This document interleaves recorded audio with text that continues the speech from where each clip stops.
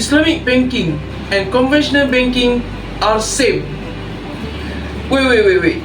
Before that, I want to tell you a story. Just last week, when I hanging out with my friend said to me, Islamic banking are just the conventional banking disguise. They charge extra too, and it is riba, right? And I shocked with that statement, but I think deeply. If my friend can think like this, so how many others are misled about this thing?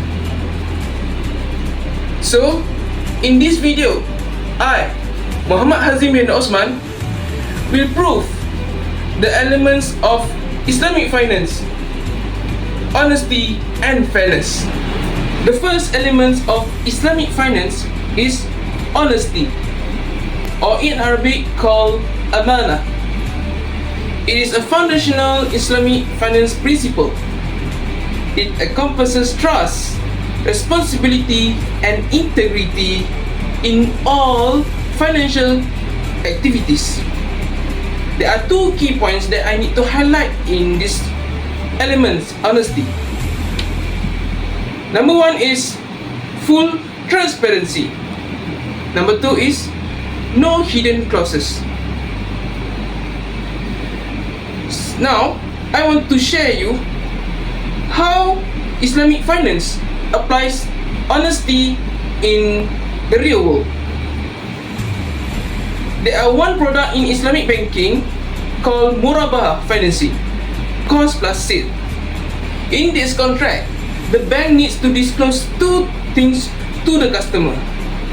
Number one is actual cost of the asset, and number two is the profit margin of the contract. For example, I want to buy a car with bank. I go to the bank and the bank needs to disclose to me the actual cost of the car. For example, 50,000 ringgit. And bank also need to disclose to me the profit margin that they charge to me. For example, 5,000 ringgit. Now the total is 55,000 ringgit. And all I need to pay is 55,000 ringgit to the bank without any hidden charge, fixed. The benefits of applying honesty in the real world is to prevent the fraud like hidden charge. The second one is to create a stable financial system in Islamic financial institution. And the last one is to create or to make the customer become more comfortable to make business with Islamic banking. The second element of Islamic finance is the element of fairness, or in Arabic called al-adl, means equity and balance. Imam Al-Ghazali once said, the essence of justice is what they rightfully deserve. This applies in Islamic finance perfectly. And we also need to know something that contradicts to the elements of fairness, which is riba and maisir. Riba is usury or interest. When riba are charged in the loan, it can make the people become hard, because the rich will become richer. And what about maisir? Maisir is gambling. Gambling is an activity that excessive uncertainty that can bring harm to the society. Alright, now we move to the application of elements of fairness in Islamic financial institution. In Islamic investment, they are called one model mudarabah. Mudarabah is profit loss sharing. In this contract, bank and customer will share the profit and the losses.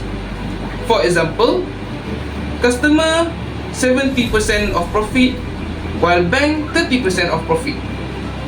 What about the losses? Bank and customer will bear together the losses of that investment. From that, we can see that Mudharabah can uphold justice. Now, I want to ask you again, is Islamic finance and conventional finance are same? Absolutely not. Why? Elements of honesty is to ensure the transparency, while conventional banking obscures. The elements of fairness is to create equity, while riba brings oppression. And now, from my point of view, we need to choose the truly Sharia compliant product in Islamic banking. We cannot just look the level of Islamic only, but we also need to know how it works. As Prophet Muhammad said, everything permissible are clear, and everything that prohibited are also clear. Remember, Islamic finance exists to protect and not to exploit.